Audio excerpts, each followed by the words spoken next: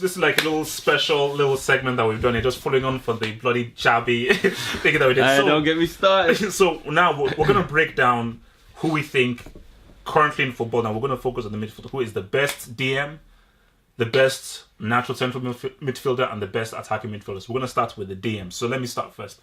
I'm going to say Casemiro. So let's all give our names and we can then argue against each other. So Casemiro is my DM. Kante. See, they're the two I'm struggling between Busquets and Kante at the moment. Busquets! But yes, I'm struggling. I don't. This is the thing. As of right now, I don't think Busquets is that amazing, but at his job, he's immense. He'll be like the guy that puts the trolleys back in St. He's not great at his job, but you get a trolley out, he's putting it back in. But I'm going to have to go for Kante. My choice will be Kante. Definitely Kante. I'm going for Kante. That's the best football analogy I've ever heard in my life. Kante.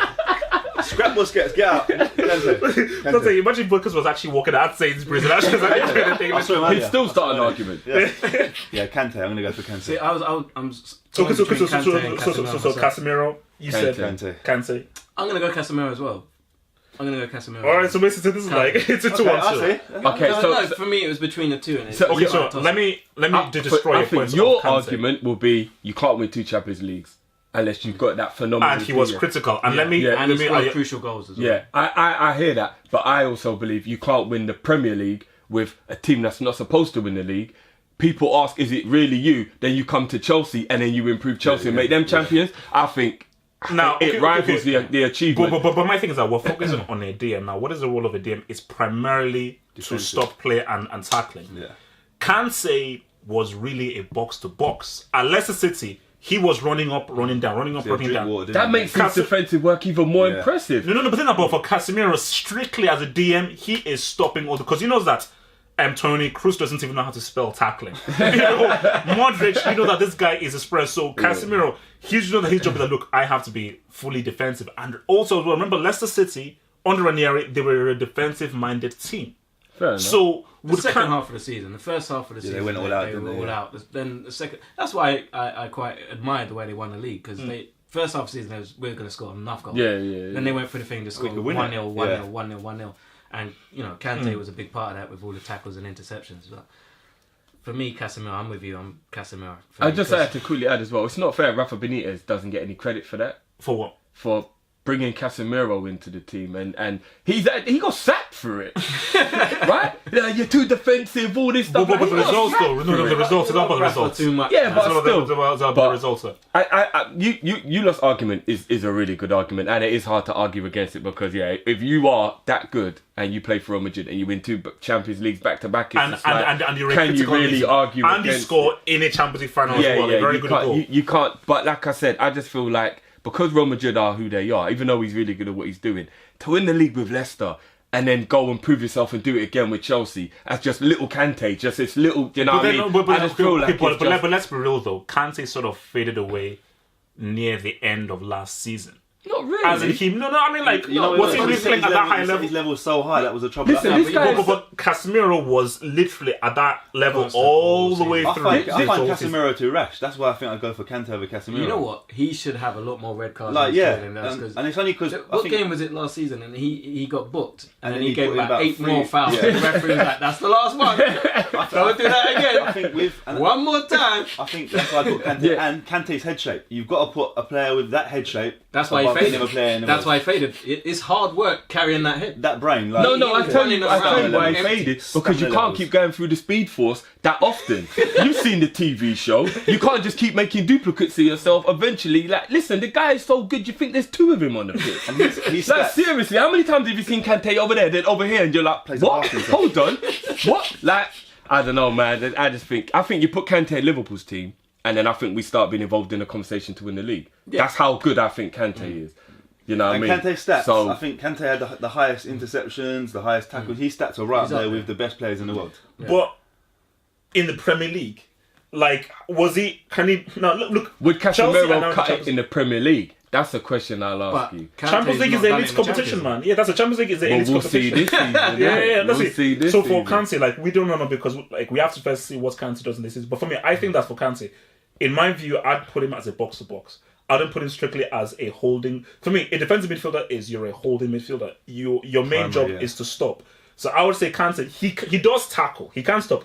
But I think he's much more of a box-to-box. Hence why you see... I'll say definitely less so now he's at Chelsea. I think at Chelsea he's a little bit less of a box-to-box. Yeah. I think he's more deep. Next to him in midfield as well, isn't it? He's way more. And also remember, when Kante's playing, he either has Bakayoko with him or he has Matic with him. Casemiro is doing that all on his own. Yeah. But how often does Casemiro really need to make a tackle? The ball's always down there. No. Real Madrid get broke on quite They a lot. do. Because when you got Marcelo and Carvajal just... bro, those lot don't even look back. Do you know what I mean? Like, Casemiro Marcelo, like, tackling, that's what... Marcelo is my guy. Tackling for him, that's not happening. And he got Sergio Ramos scoring overhead kicks. You know what I mean? Casemiro's like, boy, I got... Okay, so your DMs are Kante, yeah. And alright, so let's look at central midfielder now. Can I just say one thing very quickly? Marco Verratti, I'm very sorry. Before the events that took place between Spain and Italy, you were I would have proudly said, if I'd done this video before Spain v Italy, I would have proudly said, Marco Verratti, you are my number one central midfielder because this guy is a baller. But you died that night. R.I.P. And Isco needs to be taken to court for manslaughter because he committed homicide again. So for Verratti, I'm sorry, it would be amiss for me to, because there are a lot of guys who are huge Verratti fans. I was like, if you're a Verratti fan, fair enough, but don't say you're a Verratti fan in public after what he did there. So in my view, I can try and be clever and say, oh no, let me try and be different, but there isn't a better central midfielder than Luka Modric. There isn't. You cannot put literally you can't. I would love anybody to even start an argument. There isn't one better than Luka. I'm going to be different. I'm going to say Jordan Henderson. No, I'm going to go with Modric. I'm going Modric as well. I have to go with Modric. Modric is one of them players. You could put 3 players on him, and in his head he still knows what he's doing before he's got the ball. So he knows you're there, and he sprays the ball to the right. He is just light years ahead of everyone. For me, when I think of a central midfielder as like a guy where like you can give him the ball in any situation and he won't lose it. Yeah, lose it. You lot know I like to throw curveballs. Don't get me wrong, Modric is just that. Don't say something that will No, but it's going to affect our friendship. Do you know who I really wish I could say, but it's only down to injuries where I feel like I can't, is Mr. Alcantara. Thiago. Oh, Thiago. I see that guy do some things and I'm just like, if this guy stayed free of injuries, we could be looking at Xavi reincarnated. Oh, let me say that about Thiago. I thought we were going to ban that. No.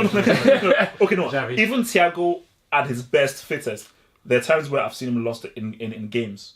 When, let's say, I've seen him in Champions... Yeah. Thiago doesn't get lost in games. I can give you games where Thiago and Alcantara were like, he just gets lost in the game. I've never seen a game where Modric doesn't dominate. Yeah. I can give you games in the Champions League. I've never seen Thiago. I promise you, I can give you games. Was it a game when he just come back from injury? No. Games in a Champions League where he has just been lost and not been able to... this guy set the record for most passes completed in a football match. Remember that? So did Xabi Alonso though as well. Yeah, then Thiago broke that, right? Yeah. Listen, I'm not gonna disagree with Modric.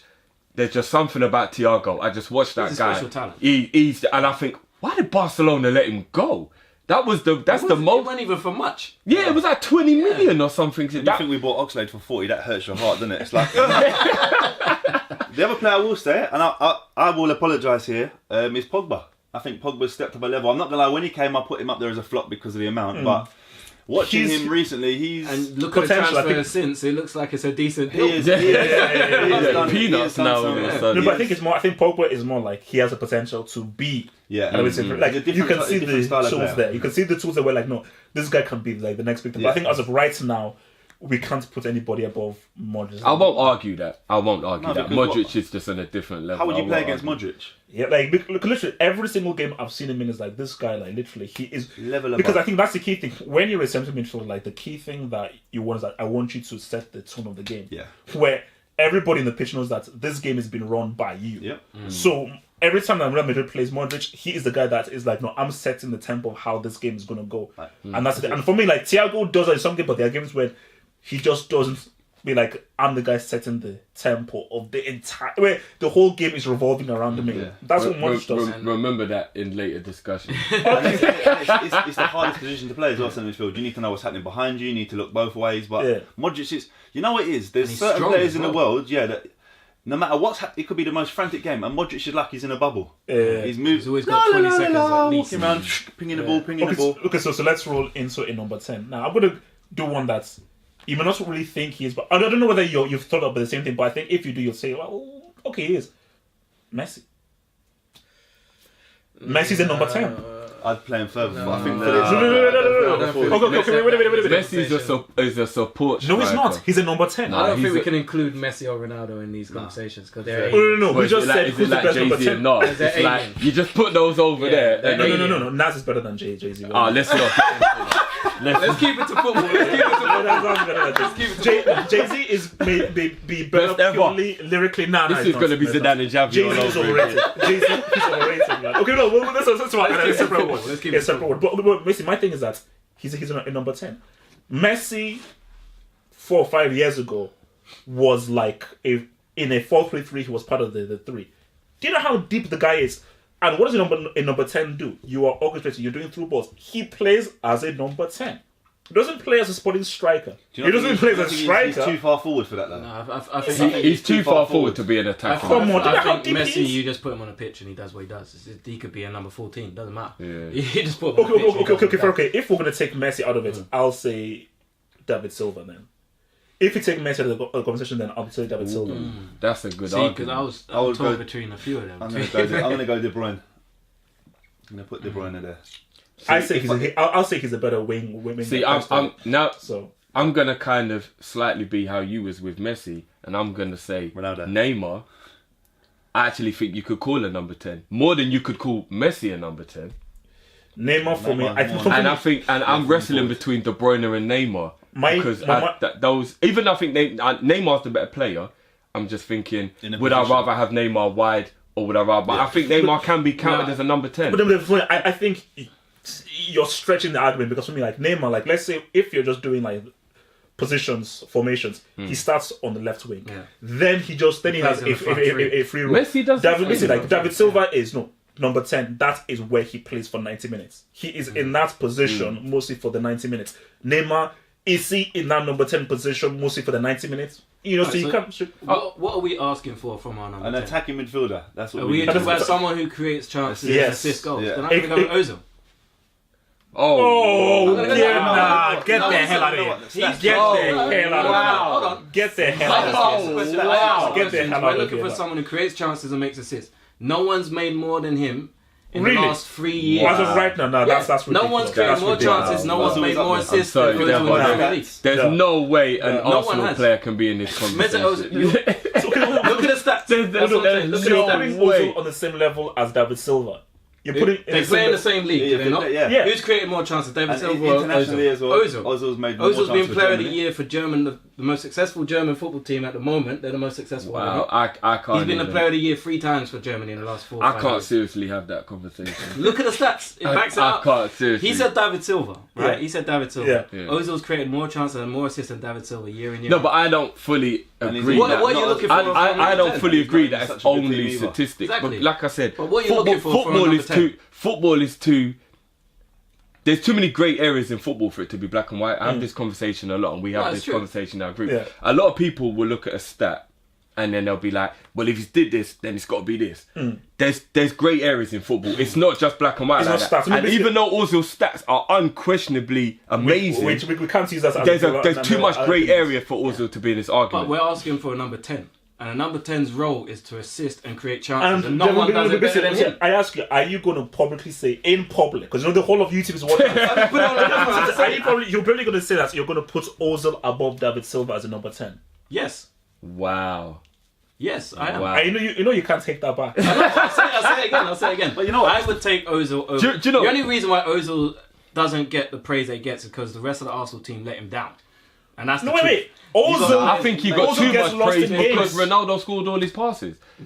Ozil gets lost in games. I'm sorry. He gets lost in. Look at Ozil in the Germany team. Yeah. But when you're playing in the best team in the world, it's kind of hard to be crap, isn't it? But who's David Silva got? Aguero. If Ozil was still come on now. Not always. Aguero's when he goes to Spain, who's he got? Isco, Asensio. Who's he had? David Villa. He's had all these players. He'd be there. Come on, man. If Ozil was still at Real Madrid, he'd be in the conversation right now. But it's I still don't think he would. Ozil doesn't wasn't impressed with. I'm being honest. It's not just 300 fans were crying when he left. Ronaldo was crying. Yeah, because he just wants someone to pass to him. That's what number 10 does.